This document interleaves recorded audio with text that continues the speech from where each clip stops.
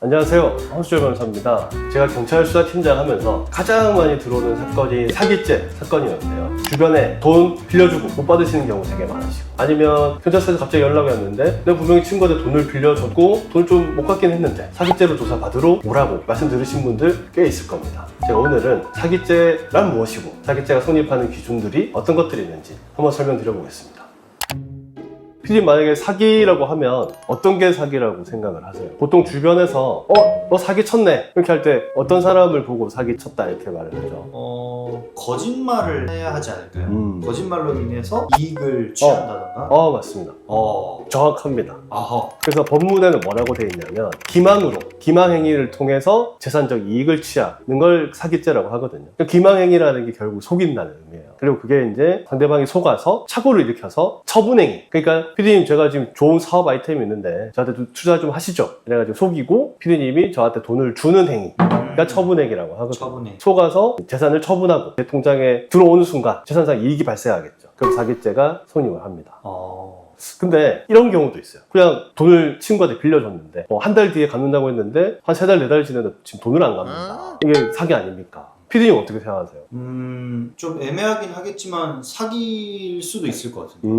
1년이 지나고 2년이 지나고 한 5년이 지나서도 고소장 제출하시는 분이 계시거든요. 그럼 이게 사기냐 아니냐, 제가 이 부분은 나중에 한번 설명을 드릴게요. 네.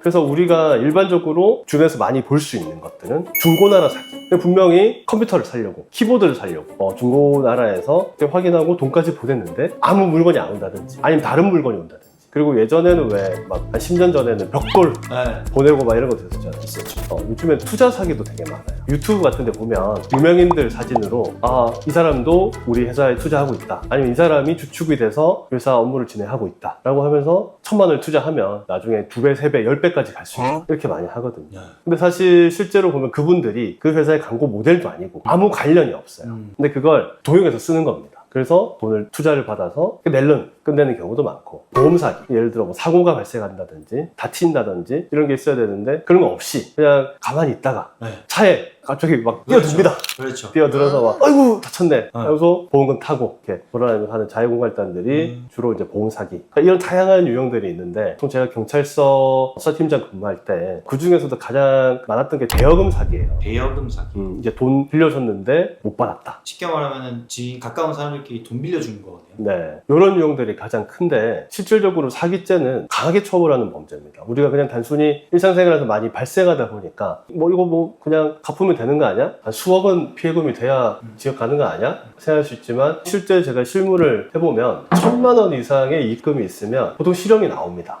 그래서 이게 쉽게 그냥 단순한 범죄로 넘어갈 사안이 아니에요.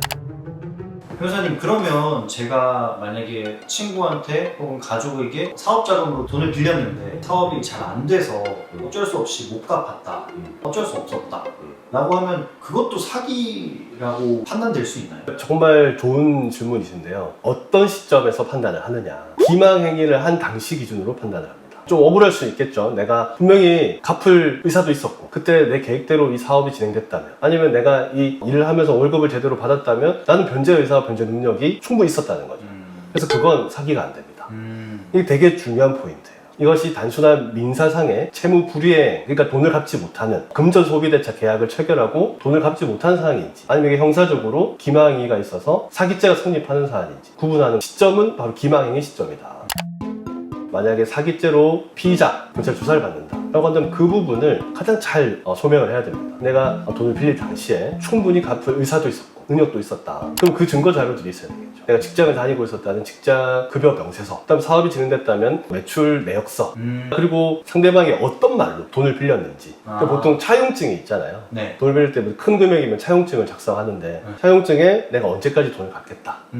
근데 부가적인 특약사항으로 보통 이자를 얼마 지급하고 그리고 어떤 방법으로 갚겠다, 이런 내용들이 있습니다. 그러면 그 돈을 빌릴 당시에 내가 충분히 급여라든지 아니면 내 사업의 이익으로 갚을 수 있는 능력이 됐는지를 객관적인 증거로 소명을 해야죠. 그러면 수사관 입장에서도 금액이 예를 들어 한 1,000만 원을 빌렸어요. 근데 내 급여가 월에 한 300만 원 정도 돼요. 그럼 내가 생활비 쓰는 게 한 250만 원, 200만 원 돼서 내가 월에 50만 원씩 쭉 변제 기간을 한 3년 잡아서 갚겠다. 그리고 그때 이자도 내고 잔금은 한꺼번에 갚겠다. 라고 한다면 그거는 충분히 가능한 이야기잖아요.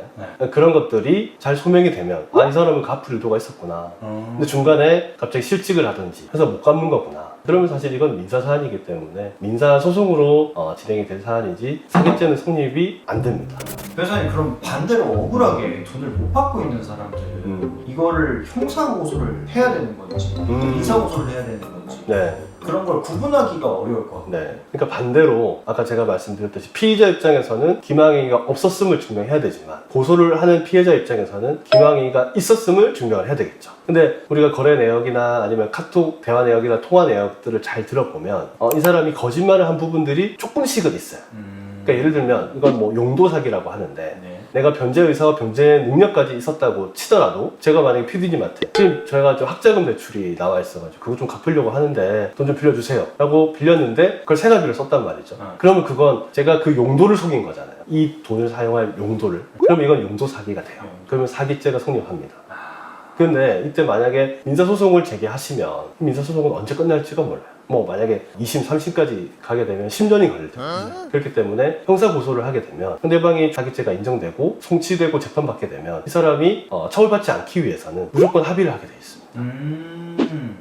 그래서 그 부분을 잘 이용해서 형사고소에서 빠르게 합의를 통해서 내 피해 회복을 받는 게 더 좋을 수도 있고요. 그리고 만약에 형사사건으로 상대방이 유죄 판결을 받는다면 그건 나중에 민사소송에서도 강력한 유리한 증거로 쓰일 수 있기 때문에 형사고소를 먼저 진행하시는 게 전 효율적이라고 의뢰인분께 항상 말씀을 드립니다. 그 사람이 처벌받는 것과 별개로 돈을 받는 데도 좋은 수단이 되네요. 그렇죠.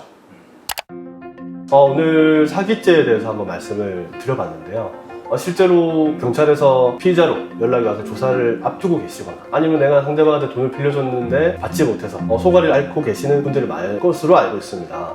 만약에 상대방을 사기죄로 고소한다든지 아니면 내가 사기죄로 조사를 받아야 되든지 그럴 경우에 제가 말씀드린 여러 가지 요소들, 그러니까 기망의가 있는지 여부가 핵심이거든요. 내가 고소를 하고 싶다거나 아니면 조사를 받으셔야 되는 사항이라면 먼저 이 영상을 보고 내가 사기죄가 성립할지 아니면 이게 단순한 민사상의 채무 불이행 사안일지 한번 스스로 점검도 해보시고 스스로 판단이 안 되신다고 하시면 주변에 계신 가까이 있는 변호사님들 또는 법률 전문가 한번 상의를 해보시고 진행을 하시는 게 좋을 것 같습니다.